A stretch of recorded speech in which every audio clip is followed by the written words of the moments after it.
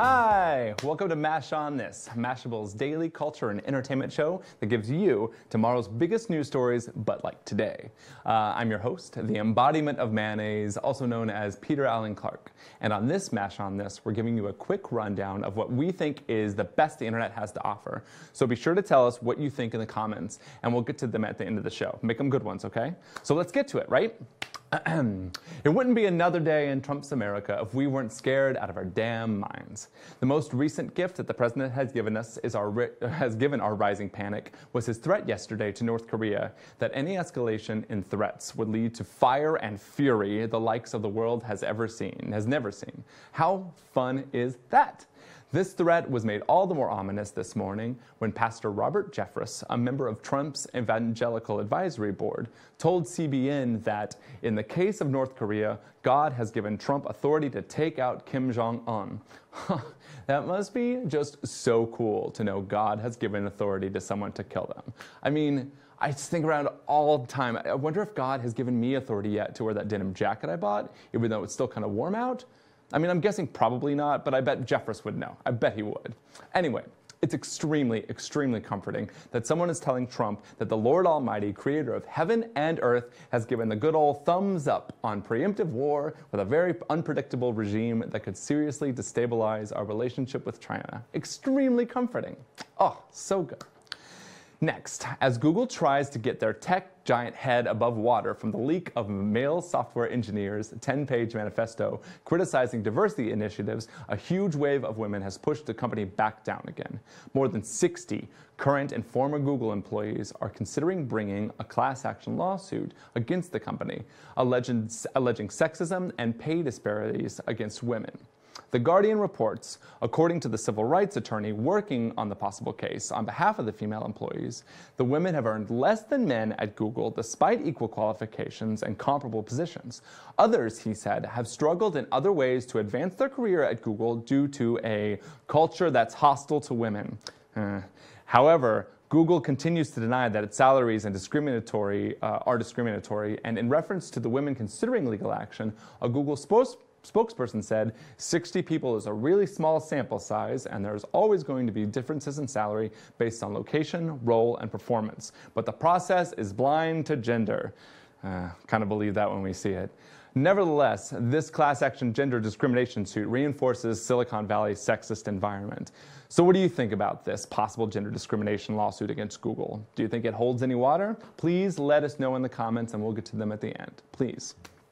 So, it's going to be a whole new world for Disney as it starts to plan its own streaming platform. Disney announced yesterday that it will pull its movies off of Netflix in 2019, marking the end of a multi-year relationship that helped Netflix grow into the dominant Netflix and chill at-home entertainment company. Disney's Netflix-style service that will debut in 2019 will also accompany ESPN, which will also have its own streaming service. But what will happen to all your favorite superhero blockbusters? And more importantly, what will happen to Star Wars? Disney CEO Robert Iger said that classic Disney movies and Pixar movies would move to the company's own service, but that Marvel and Star Wars movies could possibly still be licensed to other companies like Netflix. Hold your breath.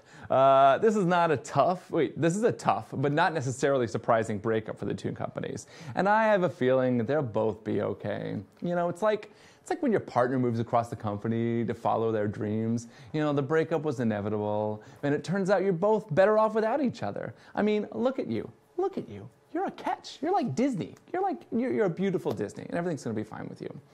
So, nothing goes better with a hot and humid summer day like an ice-cold glass of poison.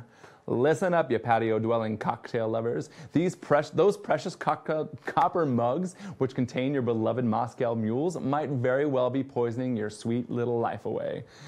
At least that's one concern circling the internet, because there's no such thing as too much anxiety. There's just not.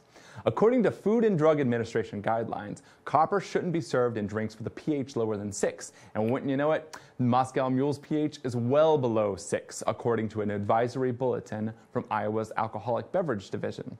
Apparently, the acidity in the drink could leach copper out of the fancy mug and into the refreshing beverage.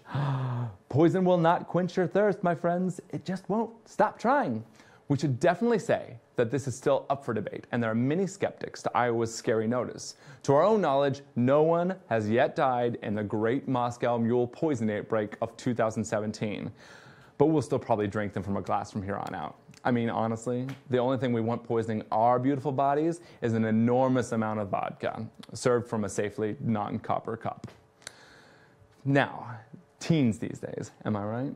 They hate everything. If it's not spinning or flipping or swiping, they just don't want it. And that includes their college acceptance letters. One British university is going for their best "how do you do, fellow kids" by now sending out their acceptance letters over the very hip and now method of Snapchat.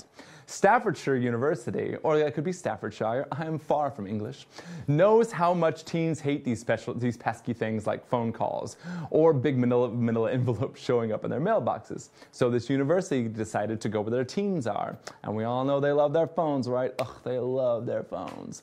This new method was inspired by a study funded by American Express, which showed that only 38% of so-called Generation Z prefers to communicate over the phone, like their ancestors have done for at least 3 generations.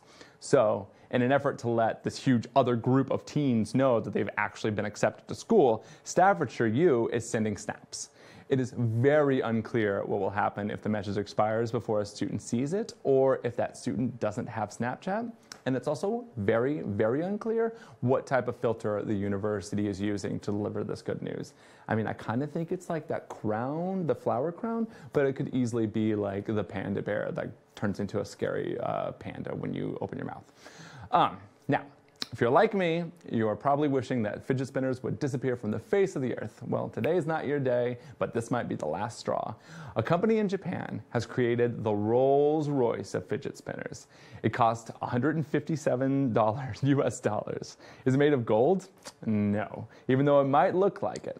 While most fidget spinners spin for a few minutes at most, this pricey must-have toy can spin for 12 minutes and counting. I'm still counting. It's been 12 minutes. I'm still counting. The president of NSK Micro Precision said that he is confident that this is the longest spinner around, and the secret is in the design. Well, the secret is now out of the bag because this fidget spinner has a heavy brass frame and a light aluminum ball bearing to increase centrifugal force. Centrifugal force is something to know about fidget spinners. Will you be dropping $1.50 for this luxury car fidget spinner minus the car? Please let us know in the comments.